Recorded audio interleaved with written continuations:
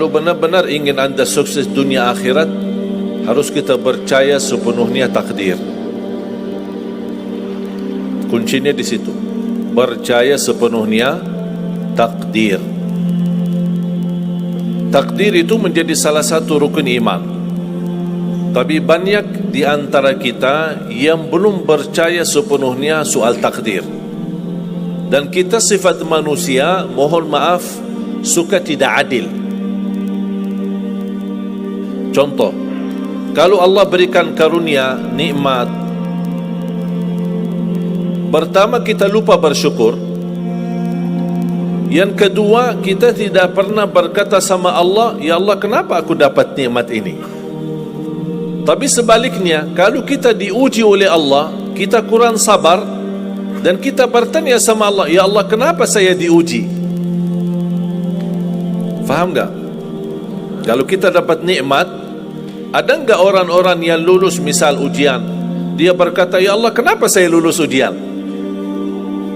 Tak pernah. Tapi kalau dia tidak lulus, dia bilang apa?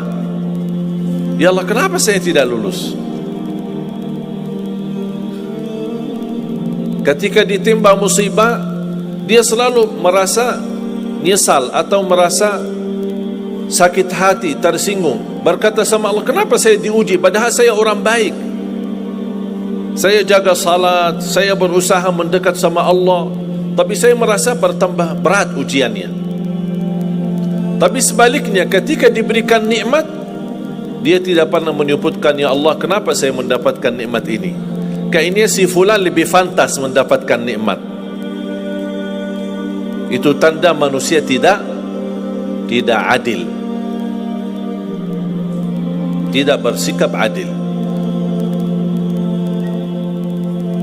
Makanya subhanallah, semakin anda mantap imannya terhadap takdir, semakin hidupmu jadi nikmat. Saya kasih contoh. Tidak ada persoalan masalah takdir baik. Itu bukan masalah bagi kita. Justru kita bertambah senang kalau kita mendapatkan takdir yang baik. Tapi yang menjadi persoalan bermasalah bagi kita adalah takdir buruk. Ketika ditimpa musibah, ketika ada ujian, ada sakit, kesulitan, penghasilan yang tidak mencukupi, dan banyak masalah keluarga, masalah rezeki, masalah sama majikan, masalah di kerjaan, itu yang membuat banyak beban fikiran.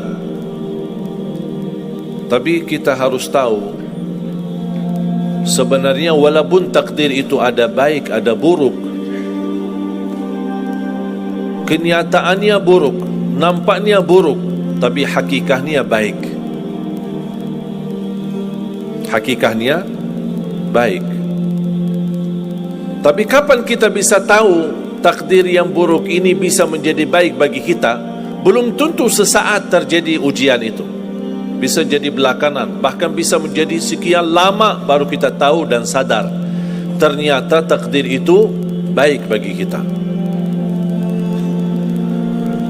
Sebenarnya kalau kita tahu rahasia takdir, apapun yang akan terjadi, kita tidak ada kekhawatiran. Karena kita tahu sesudah ujian ini pasti ada sesuatu kebaikan. Dan yakini Bapak Ibu, Allah subhanahu wa ta'ala maha baik.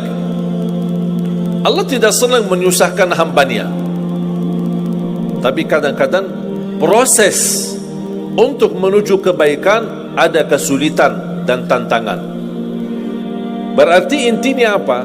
Apa yang saya ingin sampaikan, jangan ada yang merasa sakit hati atau merasa tersinggung ketika menghadapi ujian, merasa belum terkabul keinginannya. Allah sudah kabulkan. InsyaAllah tidak ada di antara kita yang ditolak doanya. Cuman kita mohon maaf kadang-kadang buru-buru, ingin selalu semuanya cepat. Kadang-kadang kalau terlalu cepat apa yang kita inginkan kita dapat, itu bahaya juga. Makanya jemaah sekalian, kunci anda sukses dunia akhirat, percayalah takdir. Dan semua takdir itu baik, tapi kita belum tahu rahasianya.